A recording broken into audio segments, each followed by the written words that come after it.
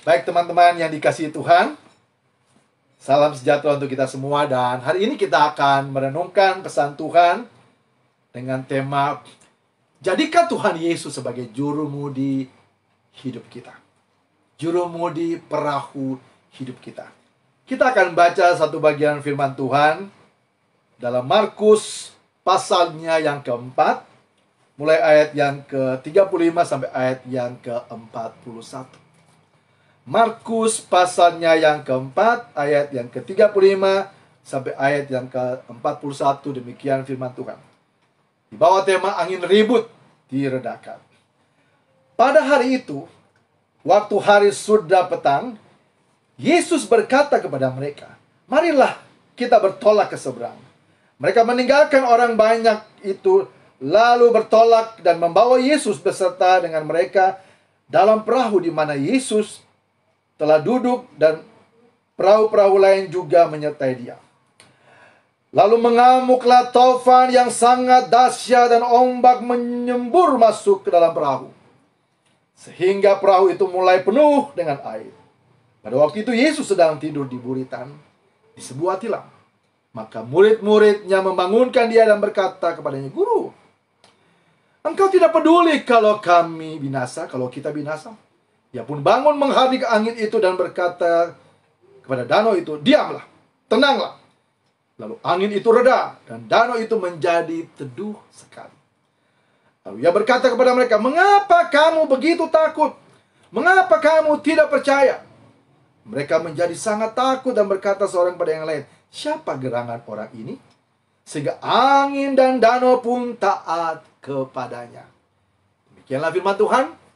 Yang berbahagia kita yang bukan saja mendengar, tapi juga mengerti dan melakukannya dalam kehidupan kita setiap hari.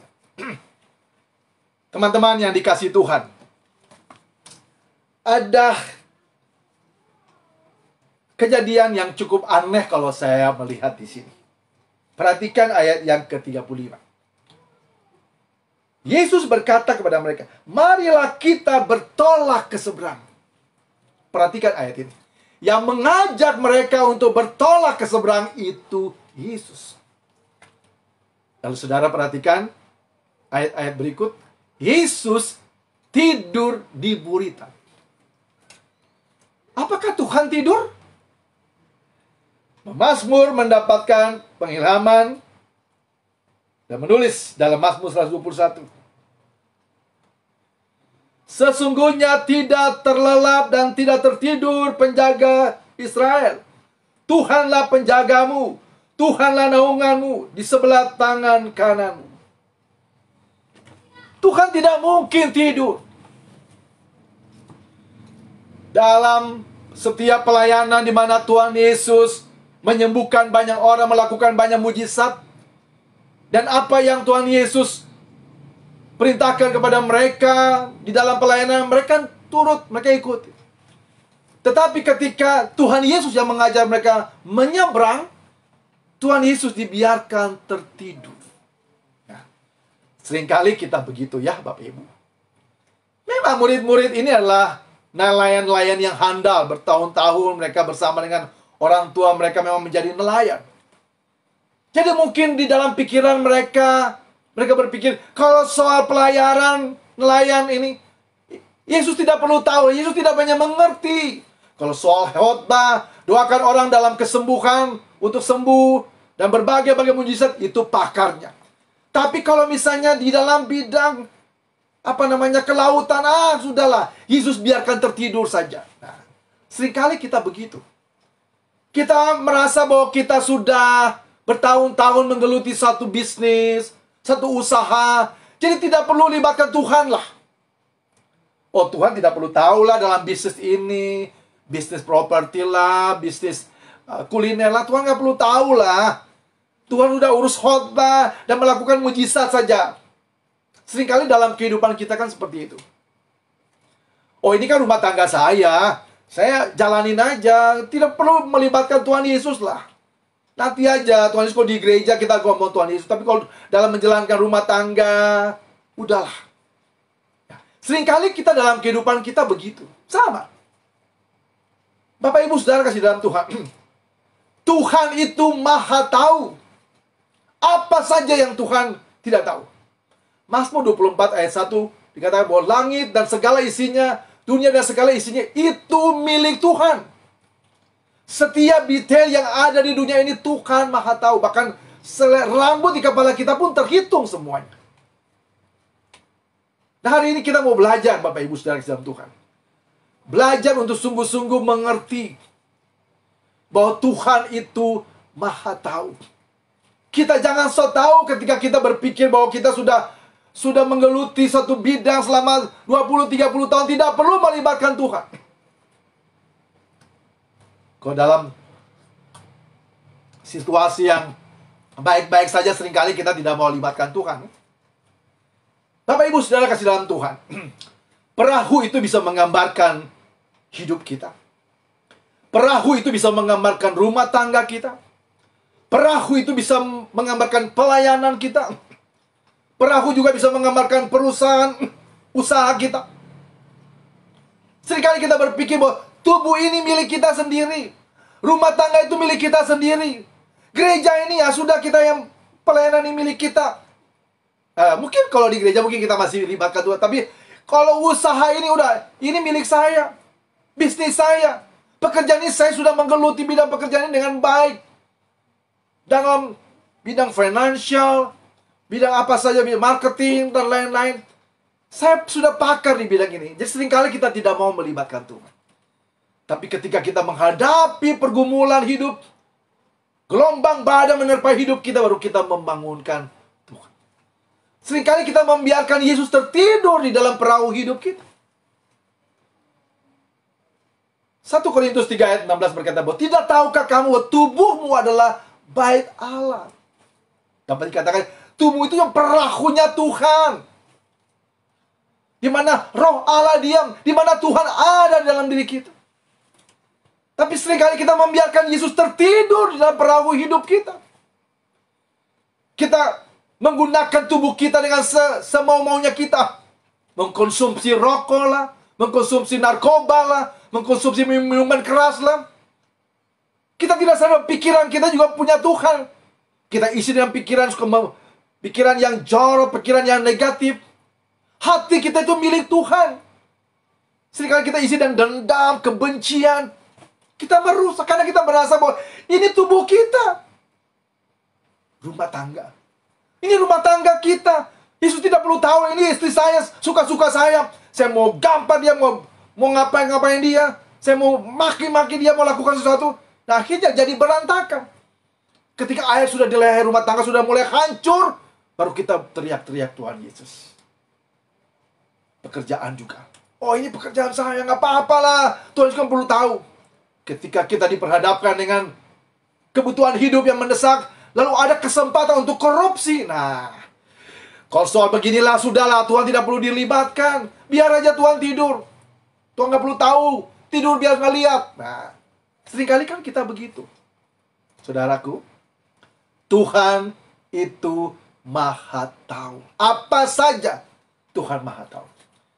Seandainya Petrus dan teman-temannya ini dari awal sudah melibatkan Tuhan, ayo bersama-sama dengan kami.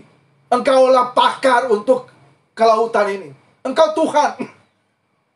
Saudara perhatikan, murid-murid sudah melihat ada begitu banyak mujizat yang terjadi dalam pelayanan Tuhan Yesus, tapi masih belum percaya. Saudara perhatikan ayat yang terakhir, apa yang mereka katakan begini. Siapa gerangan orang ini? Masih tanya begitu. Siapa gerangan orang ini sehingga angin dan danau pun taat kepadanya?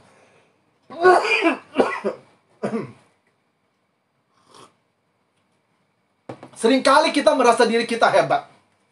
Tapi hari ini saya ingin sampaikan kepada Bapak Ibu teman-teman yang dikasihi Tuhan. Jangan pernah merasa diri kita hebat. Yang hebat hanya Tuhan. Jangan pernah merasa diri kita mampu. Yang mampu itu hanya Tuhan. Jangan pernah merasa diri kita kuat. Yang kuat itu Tuhan. Ujung rambut sampai ujung kaki itu milik Tuhan, Pak, Bu. Semua milik Tuhan. Talenta, karunia, otak yang ada itu juga milik Tuhan. Tapi seringkali ketika kita sudah mengembangkan ilmu kita, sudah banyak, kita tidak perlu melibatkan Tuhan. Sama. Ada begitu banyak juga dokter-dokter teologi karena sudah sekolah teologi tinggi-tinggi, nggak perlu libatkan Tuhan. Saya nyerang aja. Kamu salah. Begitu. Bapak Ibu Saudara kasih dalam Tuhan. Tubuh kita ini perahunya Tuhan. Rumah tangga kita itu perahunya Tuhan. Pelayanan kita itu perahunya Tuhan. Ya, pekerjaan, usaha, itu semua milik Tuhan. Biarkan Tuhan menjadi jurumudi dalam kehidupan kita. Jadi ketika badai datang tidak sempat masuk dalam perahu hidup kita, Tuhan sudah mengerti. Ini murid-murid membiarkan sudah badai topan sampai air masuk dulu sampai baru membangunkan Yesus. Andai kata kita dari awal, ya, dari awal melibatkan Yesus bagi jurumudi, bagi perahu hidup kita, saya percaya kita akan melewati berbagai tantangan dalam kehidupan ini. Dan kita percaya bahwa Tuhan tidak pernah meninggalkan kita. Dia menjadi perlindungan dalam kehidupan kita. Apa yang kita bisa belajar dari kisah ini? Yang pertama, dalam bidang apapun, saya ulangi, dalam bidang apapun, ya, dalam pekerjaan, dalam bisnis, dalam pelayanan, ya, jangan pernah merasa diri kita mampu tanpa melibatkan Tuhan. Saudara berpikir bahwa di gereja juga orang terkadang tidak melibatkan Tuhan. Kenapa seringkali ribut hamba-hamba Tuhan di dalam gereja, majelis dengan jemaat? Kenapa? Itu bukti bahwa mereka tidak tunduk bahwa otoritas Tuhan. Dalam rapat-rapat kadang-kadang bisa ketok-ketok meja sampai menyedihkan. Saya melihat hal-hal seperti itu. Kalau di dalam rapat itu kita menjadikan Tuhan sebagai pemimpin kita, semua tunduk di bawah otoritas Tuhan, tidak mungkin ribut-ribut. Di dalam gereja juga, hamba-hamba Tuhan, para majelis akan kompak, akan rukun kalau melibatkan Yesus sebagai jurumudi dalam kehidupan kita, dalam pelayanan kita. Jadi itu yang pertama yang harus kita belajar saat ini. Jangan pernah berpikir bahwa Tuhan tidak maha tahu. Tuhan tahu semuanya.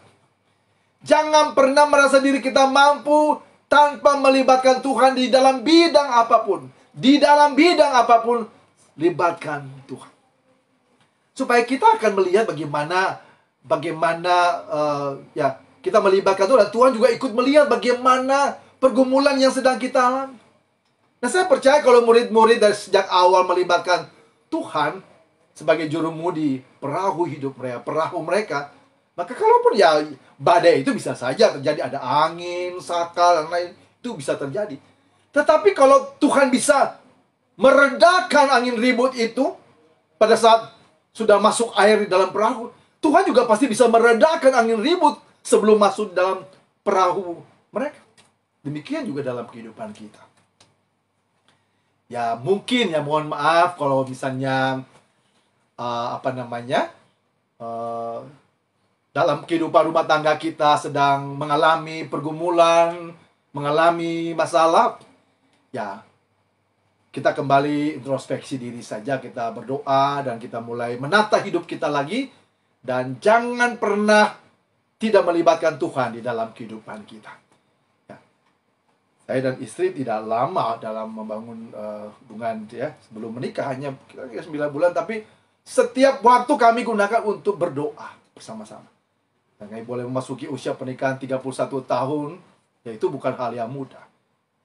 Kami selalu melibatkan Tuhan, menjadikan Tuhan sebagai jurumudi dalam rumah tangga.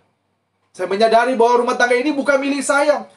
Tuhan percayakan saya sebagai suami, sebagai ayah dalam rumah tangga. Tapi rumah tangga ini milik Tuhan. Kalau orang merasa bahwa rumah tangga itu milik kita, hidup ini milik kita, akhirnya kita menjalani hidup ini suka-suka kita. Tetapi kalau kita menyadari bahwa rumah tangga ini milik kita, usaha ini milik kita, pekerjaan ini milik kita, pelayanan ini milik kita, apapun keadaan pandemi atau apapun, kalau kita percaya bahwa Tuhan yang memegang kendali dalam pelayanan kita, tidak usah takut. Tuhan pasti punya ribuan cara bagaimana menolong kita mengatasi setiap masalah yang kita hadapi. Kalau saudara mau, kita boleh terus berjalan bersama-sama dengan Tuhan menghadapi badai pergumulan hidup ini. Jadikan Tuhan sebagai jurumudi dalam perahu hidup kita. Jadikan Tuhan sebagai jurumudi dalam perahu rumah tangga kita. Jadikan Tuhan sebagai jurumudi di dalam perahu pelayanan kita, bisnis kita, pekerjaan kita, usaha kita. Maka kita akan melihat bagaimana tangan Tuhan yang kuat senantiasa menyertai kita. Sekalipun kita menghadapi badai tofan di dalam kehidupan. Tuhan memberkati kita semua. Dan jangan pernah tidak melibatkan Tuhan. Dalam hal apapun, selalu libatkan Tuhan. Haleluya, haleluya, amin. Puji Tuhan.